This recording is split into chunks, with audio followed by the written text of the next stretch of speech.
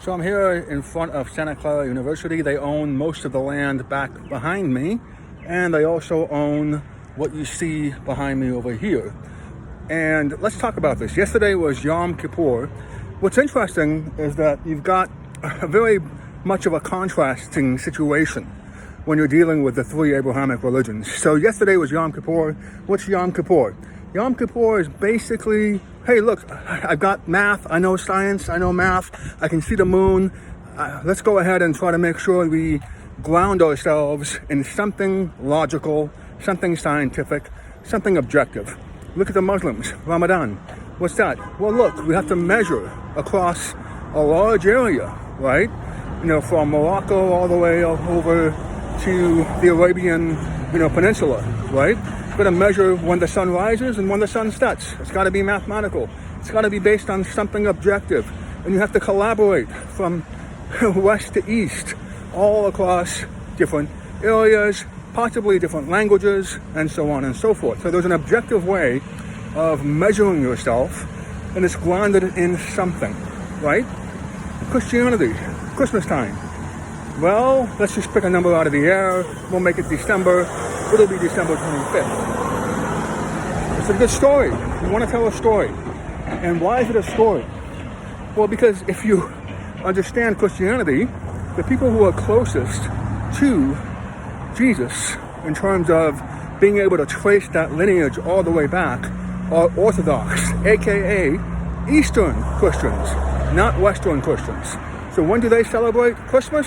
Not December 25th. Look it up. You can be in Ethiopia, you can be Russian, you can be Greek.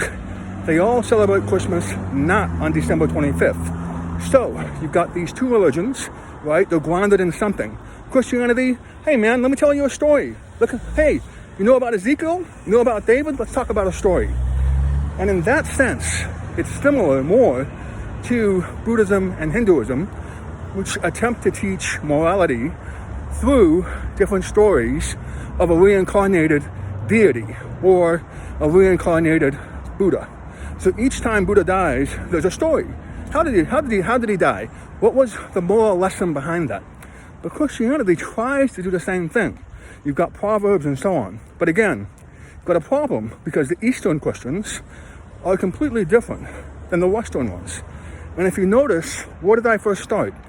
I started in front of a real estate empire that doesn't want to pay taxes and has never wanted to pay taxes, while gobbling up the real estate and making it difficult for anyone else to come in and live alongside them, unless they agree to the same sorts of ideologies. This isn't conjecture. Hundreds of years after kicking out the Jews and then the Muslims in Spain, the Catholics were doing show trials.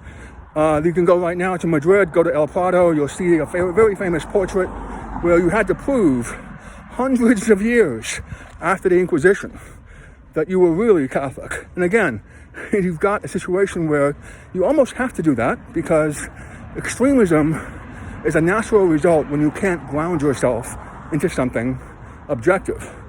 And so you wonder, why is it that so many scientists, right, are not Christian? And it has to do with something historical as well. And ultimately, wherever the Catholic Church has gone, it's wiped out science, it's wiped out math.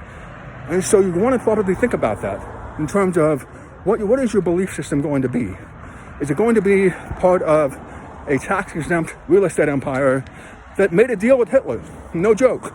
Look it up. It's called the Concordat. Right? Made a deal with Adolf Hitler to keep the property of the Catholic Church from being confiscated, which is kind of interesting because Adolf Hitler's mother was also Catholic. So you've got a very interesting situation when you get divorced from something objective. And this doesn't necessarily have a similar issue with Hinduism and Buddhism for whatever reason. I think probably a lot of trade. You look at the relationship between Bangkok and China, you're looking at a lot of trade going back and forth, whereas Christianity in the West was really built on, hey, the Spanish are going to come over here and use black people to build up real estate. And I'm not even going to see them as a color, as a human being.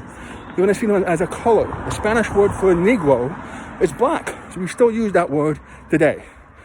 So when you're doing all these things, if you are Christian, great, that's fantastic.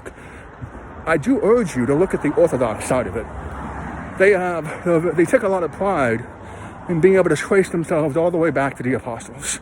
Not in a fictional way, but, in a way that allows them to go from, Aramaic, Greek, whatever it is, to the actual words of the Bible, rather than picking and choosing what is actually taught. So that would be the Greeks, the Russians, Eastern Orthodox Church, and so on and so forth. But if you like stories, if you like power, if you like politics, and you like real estate, the Catholic Church is the way to go.